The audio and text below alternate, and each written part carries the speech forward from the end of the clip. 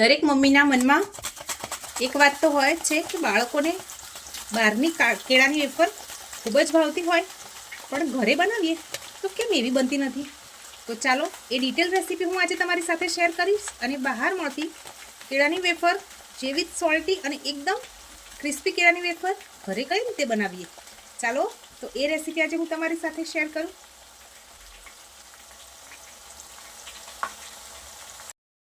એક વાટકીમાં આપણે અડધી ચમચી મીઠું લઈશું. જો તમે આ વેફર ફરાળી બનાવતા હોય તો એમાં આપણે ફરાળી મીઠું ઉમેરીશું. 2 થી 3 ચમચી જેટલું પાણી ઉમેરીશું. સરસ રીતે મિક્સ કરી એક ગોળ તૈયાર કરી લઈશું. મીઠું અંદર ઓગાળી દેવાનું છે.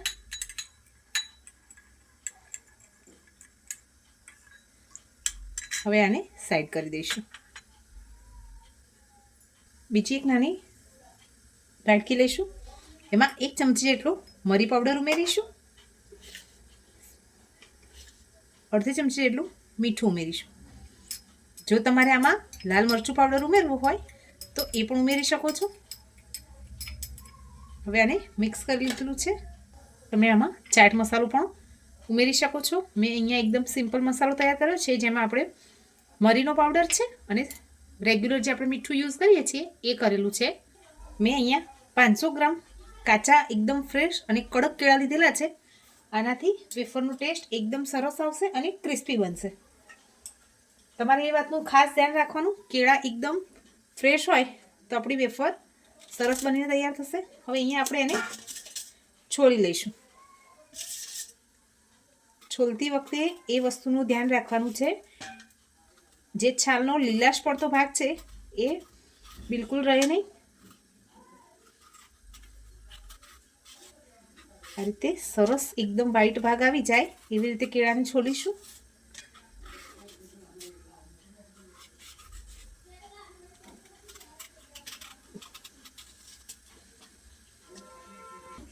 કેળાની વેફર બનાવતી વખતે એક વસ્તુનું ખાસ ધ્યાન રાખવાનું છે કે જેટલી વેફર આપણે બનાવવાની હોય એટલા જ કેળાને છોલવાના છે, નહીં તો કાળા પડી જશે. આ રીતે ડાયરેક્ટ તેલમાં પાડી શકાય, નહીં તો તમે એક ડીશમાં પાડી અને પછી તેલમાં પણ ઉમેરી શકો છો.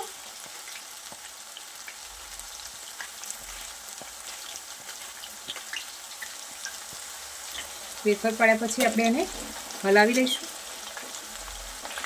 બધી જ વેફર આપણે તેલમાં ઉમેરી દઈએ. પછી જે આપણે પાણી બનાવીને રાખેલું મીઠાવાળું એ ઉમેરીશું.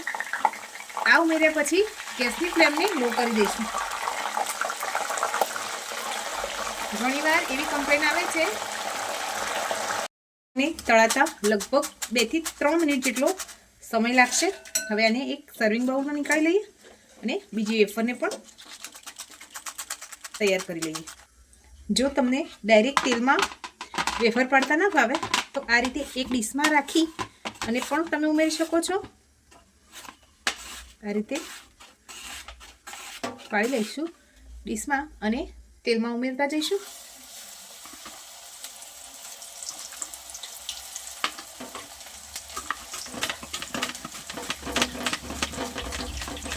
આટલું ખાસ ધ્યાન રાખવું.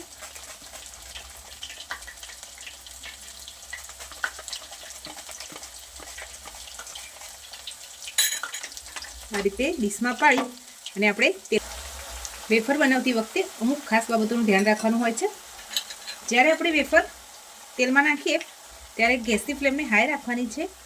એના પછી જ્યારે આ મીઠાવાળું પાણી ઉમેરીએ ત્યારે ગેસની ફ્લેમને લો કરી દેવાની છે અને લો ફ્લેમ ઉપર આપણે આને ફ્રાય કરવાની છે. ફ્રેન્ડ્સ, આપણી બધી જ વેફર તળાઈ ગઈ છે.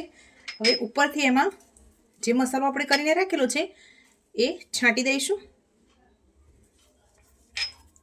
આ રીતે મિક્સ કરી લઈશું.